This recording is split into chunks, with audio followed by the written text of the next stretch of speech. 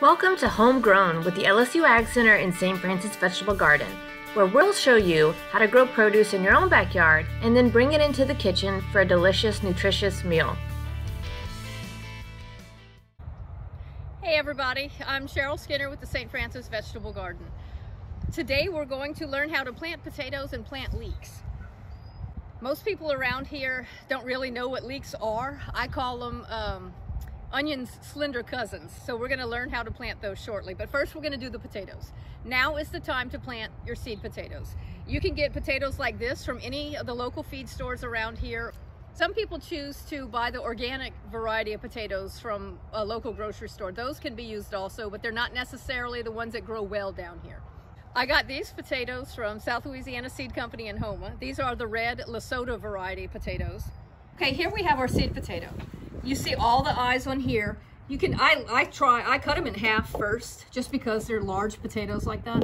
And then I just go ahead and just chop and make sure I have at least one eye everywhere. And each side will make a decent sized seed. Okay, and whenever you are cutting your potatoes for seeds, it's recommended that after you cut them, you wait a couple days for the white part to scab. We call it scabbing over. It's just that it gets a little hard. But whenever you put them in the ground, you just take them, you put the eye up, like so, and you just cover it up. And your potatoes are planted. And if you give it probably about 2 weeks, you'll start seeing the little sprouts come up.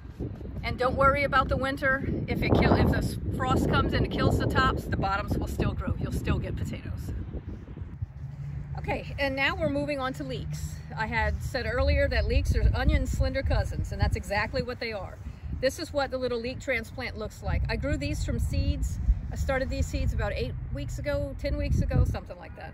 But whenever they're pencil thin, roughly, some of these are a little smaller, these are ready to go. So I just took them out of the tray that I had them in, and we're gonna go ahead and plant them. When the leek starts growing, you can see where it has the white and then it starts being a little off-white, light green. This area is what you will eat whenever the leek is finished growing.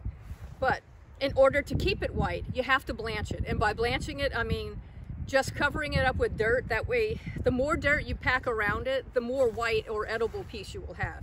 And the way we plant these is, you see my little root stock. I just cut off the major part of the root. I have about 1 inch left on my roots right here. You literally just take that little piece and you plant just that root stock in the ground. Once the leeks start growing, you see how I have the walls built up alongside of my trough. Once the leeks start growing, you're literally just going to take the dirt and just pack it like another inch down. If you keep putting the dirt every time you check, your dirt pile around the leek should be as high as my mound right here.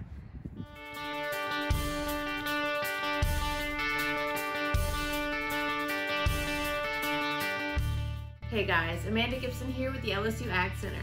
So today we're going to take what we grew from our backyard and then transform it into a delicious soup. So today we have potatoes and leeks. And if you can see here, our leeks grew a lot bigger. So they're about 3 inches in diameter and they're ready to go. So let's get started.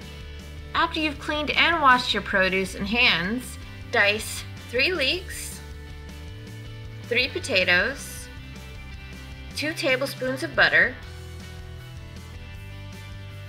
4½ cups of chicken broth or 4 cups of chicken broth and 1/2 cup of water, 1/4 cup of 1% milk, garlic to taste or garlic powder,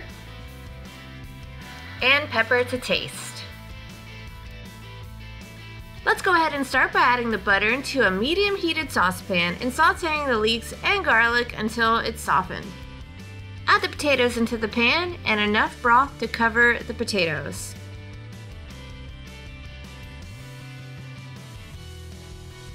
Bring to a boil, then cover the pan and simmer until the potatoes are soft. Mash the potatoes with a potato masher or a fork until the potatoes are fairly smooth.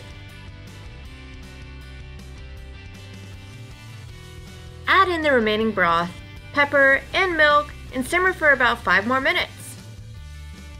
This recipe takes as little as 30 minutes to make.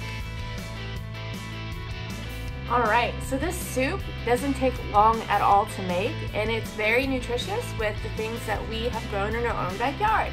So happy eating.